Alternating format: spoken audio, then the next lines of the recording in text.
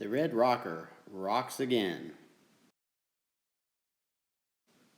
The rocker was wore out. The runners were broken and needed restored. And that's what you see here is we used some ash to recreate the rockers. There they turned out pretty nice. Time to figure out how to get it into a test jig to make it work. To line the holes up, and it works. Now it's time to strip it and clean it. We used some paint thinner, paint stripper, and just went through it. I was amazed at how well the caning turned out after we were done. During the process, we found that the original color was red. And so I found some very close matching red and we painted it. And after it was all done, we had the red rocker tested and it passed the test. Then on to the reveal.